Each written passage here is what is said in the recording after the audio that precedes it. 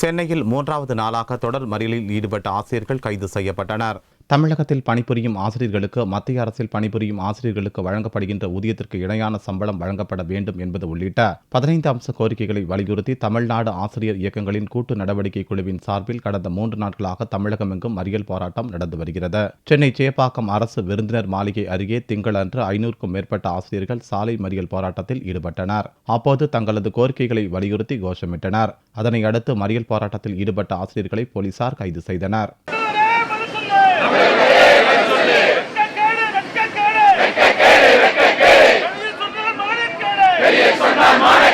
2011 இப்போதைய தமிழக முதல்வர் அவர்கள் சட்டமன்ற தேர்தலில் வாக்குறுதி கொடுத்தார்கள்.